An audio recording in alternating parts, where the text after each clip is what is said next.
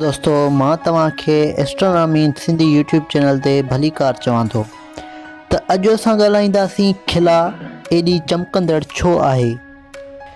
जॾहिं खां वठी इंसान गारनि में रहियो पए तॾहिं खां वठी राति जो ऊंदाह में मथे निहारींदो हो ऐं रोशनीअ जे चमकंदड़ टुबकनि खे ॾिसी हैरान थींदो हो, जिन खे असीं तारा स्टार्स सॾियूं था। असांजे वॾड़नि सोचियो त आसमान असांजे मथनि हिकु वॾो गुंबज़ आहे ऐं तारा उन में चिंबड़ियल आहिनि। असां हाणे सिखियो आहे त हीअ काइनात केॾी वॾी आहे, असांजे वॾड़नि जे तसवर खां तमामु वॾी। तारा ॿिया सिज आहिनि, हर हिकु असांजे सिज जेतिरो ऐं वॾो ऐं रोशन आहे, पर ॾिसण में नंढड़ा ऐं धुंधला अचनि था छाकाणि त उहे असां खां तमामु घणो परे परे आहिनि। सभ खां वेझो तारो एतिरो त परे आहे जो सभ खां तेज़ तरीन खिलाई राकेट खे बि उन ताईं पहुचण में सवें हज़ारें साल लॻी वेंदा। फ़ल्कियात जे माहिरनि खे सदियुनि खां ख़बर आहे त धरती ऐं ॿिया वॾा ग्रह जीअं असांजो mercury, Venus, Mars, Jupiter, Saturn, Uranus, Neptune उहे सभु सिज जे चौधारी दायरनि में फिरनि था। तंहिं करे तव्हांखे शायदि हैरत थींदी त ॿियनि तारनि जे चौधारी बि ग्रह प्लैनेट्स फिरंदा हूंदा असांजे सिज वांगुरु।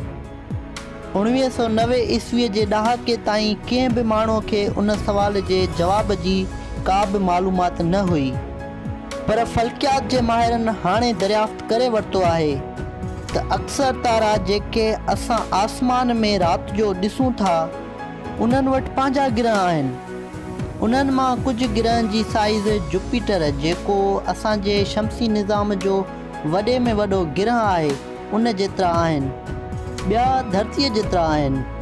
उन्हनि ग्रहनि खे ॾिसणु मुश्किल आहे, ख़ासि करे जेके धरतीअ खां वॾा न आहिनि। उहे जन तारनि जे चौधारी फिरनि था तन खां लखे भेरा वधीक धुंधला आहिनि।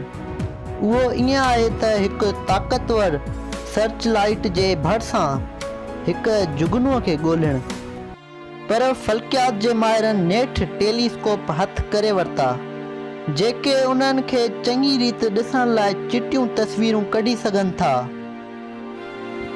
तव्हां असांजे निज़ाम शमसीअ जे ग्रहनि जे बारे में पढ़ियो हूंदो, न त बि तव्हां घणो करे वीनस ऐं जुपिटर खे ॾिठो हूंदो, पर मुस्तक़बिल में तव्हांजा ॿार राति जो आसमान में वधीक दिलचस्प शयूं ॾिसी सघंदा। उन्हनि खे हर हिकु तारे जे बारे में तमामु घणी मालूमात हूंदी। उन्हनि जे चौधारी केतिरा ग्रह चकर काटिनि था, उहे केॾा वॾा आहिनि, संदन साल जी ड्रेग केतिरी आहे, ॿियो घणो कुझु। ऐं उहा समूरी मालूमात इंतिहाई दिलचस्प सवाल ॾांहुं वठी वेंदी। छा उन्हनि ग्रहनि मां कंहिं ते बि ज़िंदगी लाइफ आहे? जेकॾहिं आहे त पोइ छा उते कीड़ा ऐं जीत हूंदा या किथे परे ज़हीन मख़लूक थी सघे थी? छा को ग्रह धरतीअ जहिड़ो थी सघे थो जिते असां जहिड़ा माण्हू रहंदा हुजनि, कि उन्हनि तारनि मां कंहिं हिक खे पंहिंजो सिज सम्झंदा हुजनि, या उहे असां खां बिल्कुलु निराला ऐं मुख़्तलिफ़ हूंदा? शायदि उन्हनि जा 7 चंबा हुजनि, या शायदि कंप्यूटर ऐं रोबोट मथनि हुकुमरानी कंदा हुजनि जिन खे हिननि पाण ठाहियो हो। शायदि हिन वीडियो खे ॾिसंदड़ असांजी मदद कनि त छा काइनात में असां अकेला आहियूं या उन्हनि तारनि मंझि का ज़िंदगी बि आहे। हिकिड़ी ॻाल्हि पकी आहे, जेतिरी ॼाण अॼु कंहिं फ़ल्कियात जे माहिर खे आहे, मुस्तक़बिल में अवां उन खां वधीक काइनात में ऐं असांजी हैसियत जे बारे में घणो कुझु ॼाणींदा। वधीक साइंसी वीडियो ॾिसण लाइ एस्ट्रोनॉमी इन सिंधी यूट्यूब चैनल खे सब्सक्राइब करणु न विसारींदा।